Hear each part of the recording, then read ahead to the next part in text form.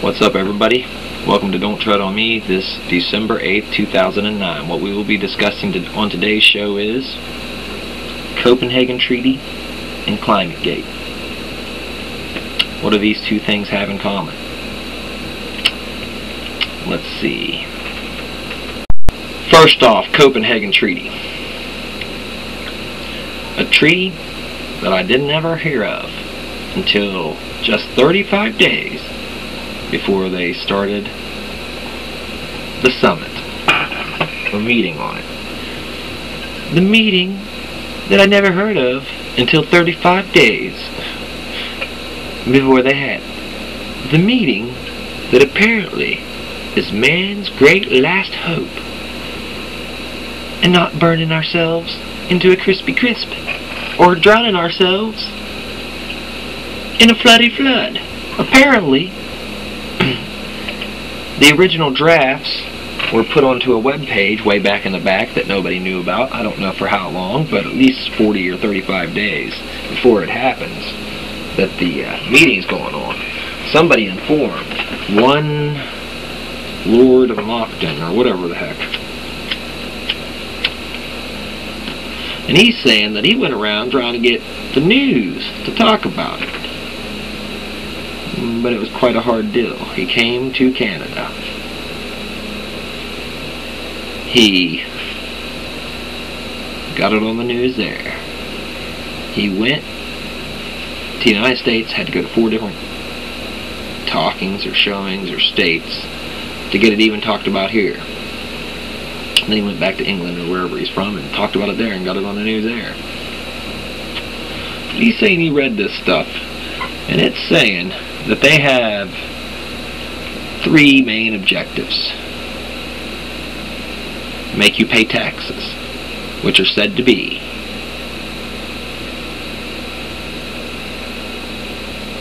climate reparations. We have a climate debt with the rest of the world, is what they're saying.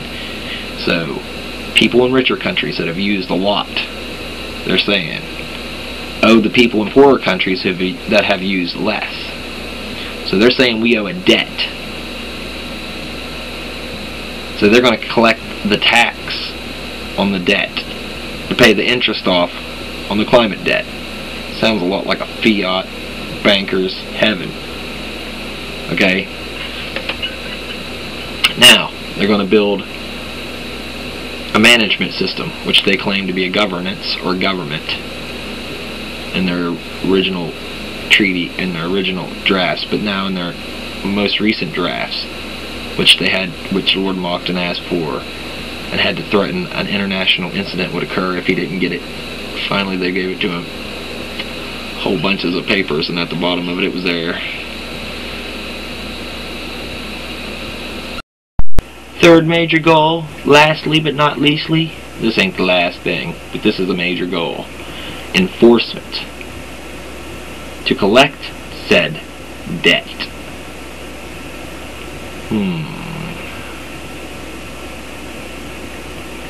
Peculiar governance management.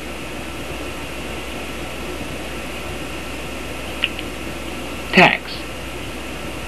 The debt we owe to the rest of the world. Enforcement. Army, some kind of world police, I don't know. That'll be able to go into any country or something, or will they just use your country's police force or army to do it? I don't know. Oh yeah, by the way, they're saying 1,200 limousines. There wasn't even enough limousines in the country to hold all the delegates. And over 140 private jets or planes flying into the area. And they're all like worried about the pollution. Please, while they're in there eating caviar off the trays, which they had, or are having, they are talking about setting up a global government that, by the way, has no election power from any people, and we didn't even know about it until 35 days ago. What the heck? The only resonance of any kind of democracy that have heard so far from the people that are talking about it is 192 countries. If they all get into it, then it takes that many countries to vote yes on changing anything in it, or it takes that many countries to vote yes to get any one country out of it. Supersedes sovereignty of the United States into a world management or governance or government system, which are all the same, with no elected managers. An illegal tax on people because we're not being represented. Alright, now, ClimatGate. What's ClimatGate have to do with Copenhagen? ClimatGate is a release of a whole bunch of documents that were said to be released by hackers. But really, what is happening now is it was released weeks earlier than it was released on the internet for public viewing. It was released to major British news and United States news.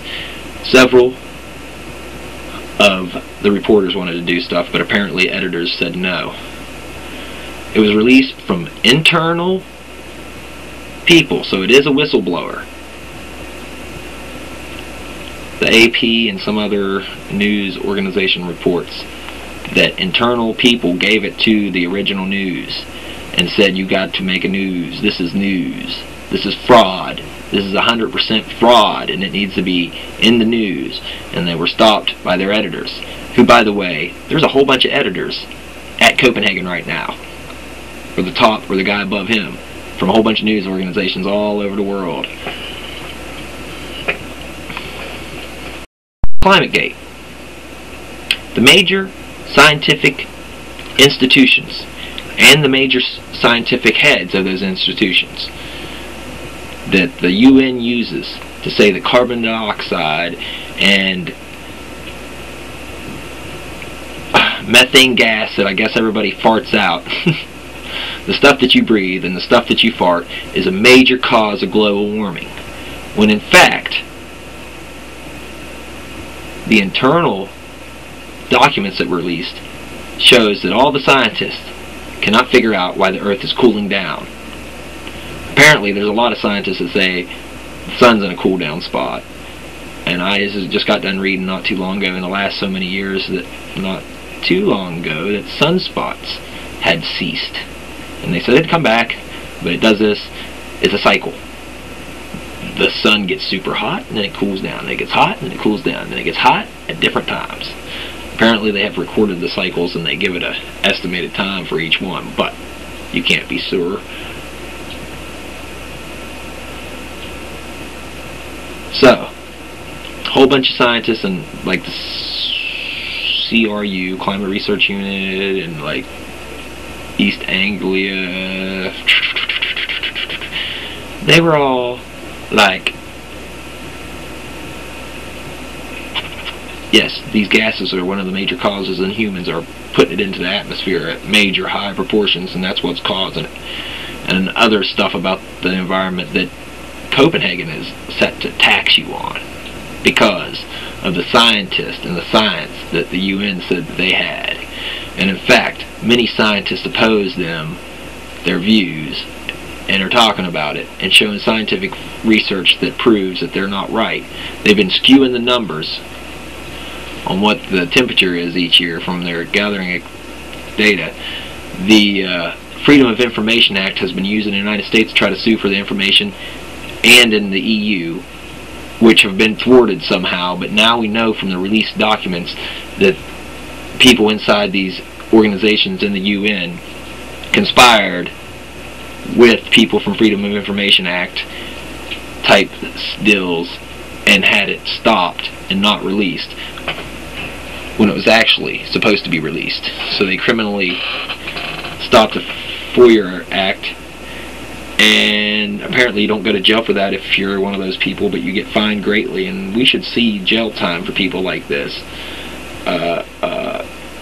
The mainstream media has been saying that yes, it's hackers that hacked it, and now they're trying to say it was Russian hackers because it was a Russian site that it was on, and it's based in Russia. But apparently people inside that had their copies of it said, well, these people are not doing anything with it. It's been a couple weeks. I don't see no news about it. So they released it on a public server, which is accessible by anyone. Apparently these new refies have video information on their programs, and on information on their programs saying, listen, these programs skew the numbers and upbeat everything to go along with what we're saying. So this is what you do to get the real numbers.